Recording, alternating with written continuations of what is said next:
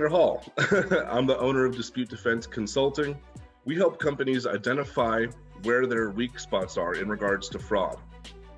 This exists everywhere between credit card transactions, return policies, and processing over there, fulfillment measures, and marketing.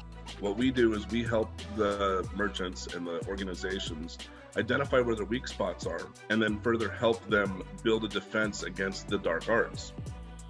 I pull on my experience as a fraudster in order to do so, and so far we've had a great success. The dark arts, there's a wide spectrum of them. It's not just fraudsters who participate in the dark arts, though they're responsible for a lot of them. So dishonest customers, that's a form of fraud in my eyes. If they're taking advantage of your system, you're losing money, you're losing products, you're losing man hours. They're stealing from you, and you need to know how to identify that. Fraud, taking advantage of your credit card systems, taking advantage by putting fake cash into your system, things like that.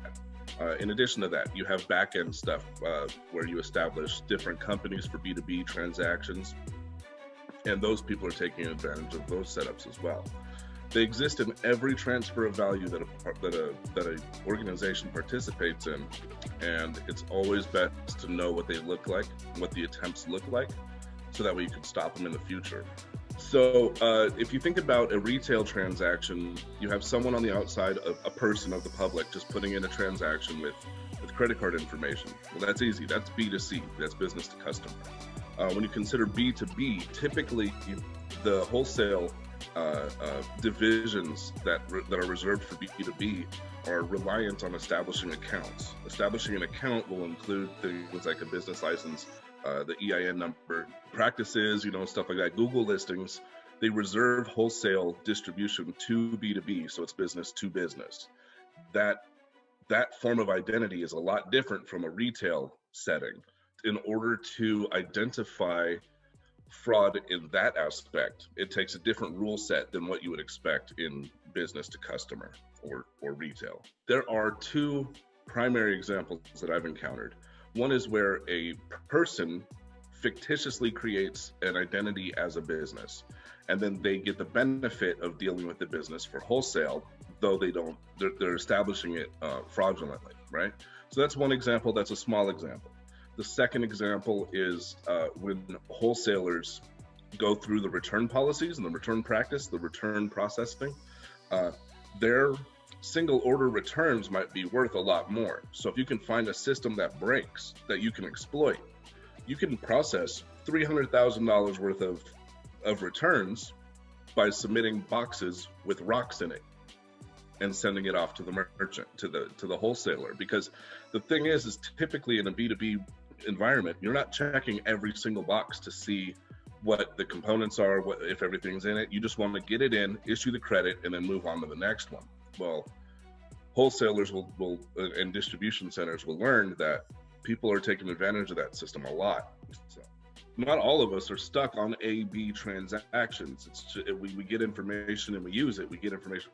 No, there's full cycle fraud that goes into play. There's things that are like profile building, where you go and establish credit lines. You sit on something for 6 months.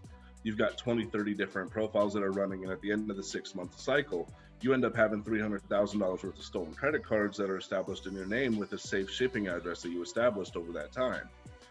So there's a lot of preparation that goes into effective practices and effective methods. So I made a post called "What You See Is Not What You Get." And it's based on that. As a merchant fraud prevention specialist, you only see the transaction, but there could be 2 years worth of profile building behind that. And that's something that a lot of people aren't aware of that I aim to help with. So what brought me to the point in my life today is a combination of two things. One, I operated for a long time being a bad person, and I learned a lot over there.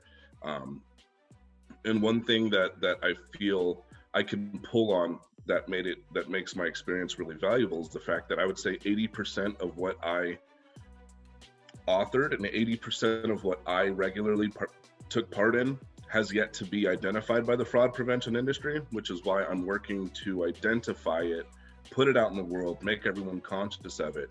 But more importantly than just that fun bit is the birth of my daughters. My wife put out the ultimatum saying that if you're going to be a father and a husband, you're also going to clean up your act and you're going to drop all this BS. It took time to build up the courage to do that, but I did that and turned myself in. I have 5 months left on probation as of today, so good on that. And looking forward, I want to be a superhero to my daughter. I want her to know that I did good things in the world. I want her to know when she gets old enough to know what daddy does.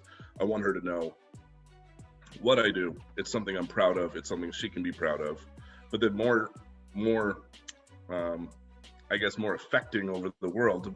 In order to have a bigger effect over the world, I want to make different organizations prepared for, the more advanced methodologies that are employed by effective fraudsters. So that's really the goal. I want to make a difference in economy.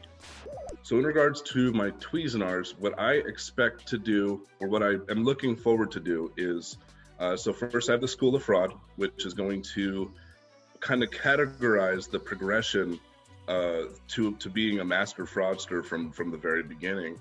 So that way you can have kind of an inside perspective from a fraudster's point of view regarding what the hierarchy looks like. After that, I want to take it and lay out some methodologies that are going to be encountered from different levels of business. So you would start off with in-store retail, then you would start off with then you would graduate to e-commerce, then corporate, and then all the way out to insurances. Because every single step of the way, you're going to have different requirements for fraud prevention. So every stage of the way will have something like you have to identify where your transfers of value are. You have to identify what your rules need to be. You need to establish data management so that you can track the attempts, and then you can track what took place, the end results. And then after that, you need to work on prevention. So that's the second stage. It's the graduation from small business to corporate to enterprise, all the way out to insurance providers, things like that.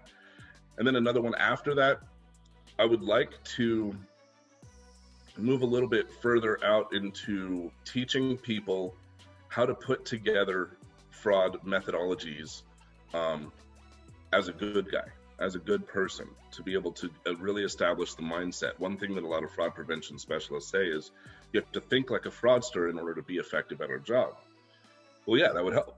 But if I can train people to think the way I used to think, I figure that would be a good benefit. So that way they don't need me anymore. You already know what you need to know. Now just apply it where you sit. So go ahead. And I would love to give that away. Yeah, that's it.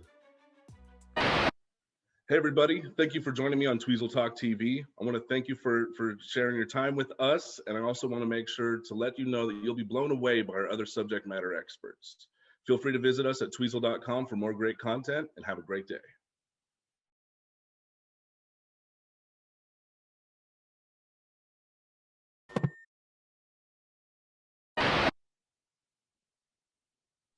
Hello? You can start. Oh, you just want me to start talking? Yeah, just start Oh, sorry. It's okay. This is so funny. I was like, maybe he's getting into character.